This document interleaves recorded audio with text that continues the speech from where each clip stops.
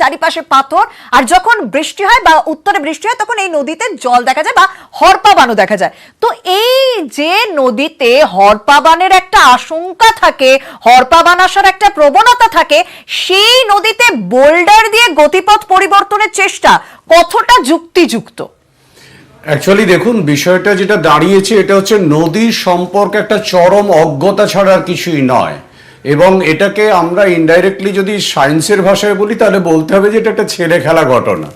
একটা নদীর তার নিজস্ব কমান্ড থাকে এবং তার অববাহিকার পথটাতে সে নিজে তার শক্তিটাকে প্রদর্শন করে, এবং যখনই উচ্চ পার্বত্য অঞ্চলগুলোতে প্রবল পরিমাণে বৃষ্টিপাত ঘটে তখন নিম্ন অববাহিকার দিকে জলটা নিয়ে সে নেমে আসে।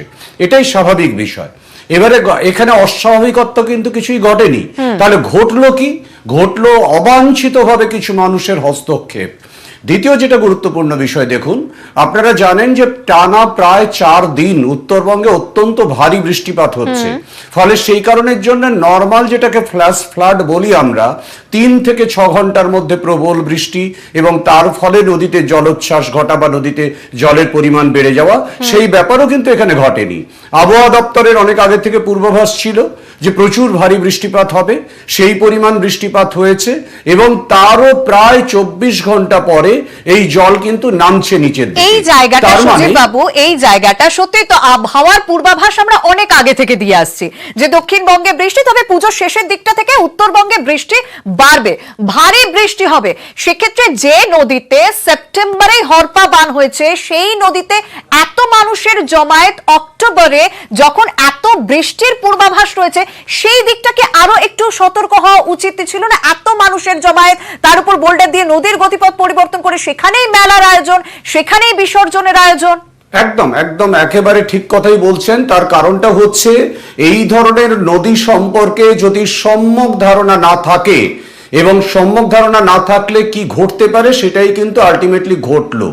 বিষয়টা বলি, সেটা হচ্ছে এই নদীগুলোতে স্বাভাবিকভাবে যখন অতিরিক্ত পরিমাণে বৃষ্টিপাত ঘটে তখন নদী খাতগুলো দিয়ে তো একটা জল প্রবাহিত হয়, তার সাথে স্বাভাবিকভাবে এই ভূমিভাগের উপর দিয়েও প্রচুর পরিমাণে জল প্রবাহিত হয় এবং সাবসারফেস কন্ডিশন দিয়েও প্রচুর পরিমাণে জল প্রবাহিত হয়। একটা কথা ভীষণ গুরুত্বপূর্ণ, আমি এতক্ষণ ধরে যে আপনার সঙ্গে আলোচনা করলাম, একটা কথা ভীষণ গুরুত্বপূর্ণ, সেটা হচ্ছে প্রকৃতির নিয়মে চলেছে, নদী তার স্বাভাবিক পথেই চলেছে। কিছু অবাঞ্ছিত মানুষের একটু অসতর্কতা, কিছু অবাঞ্ছিত মানুষের একটা হস্তক্ষেপ এই বড় দুর্ঘটনা ঘটালো, যেখানে শুধু তাই নয়, এটা কিন্তু অজ্ঞতা, এটা চূড়ান্ত একটা অজ্ঞতা।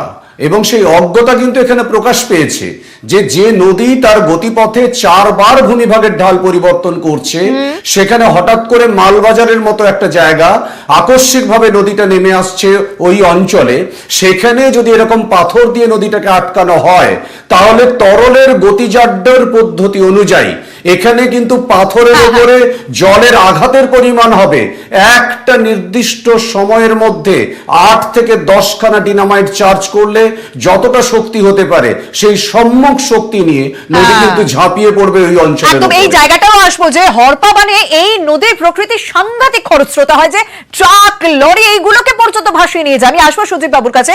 তবে এই যে ঘটনায় একটা ভিজুয়াল আমরা আপনাদেরকে দেখাচ্ছিলাম,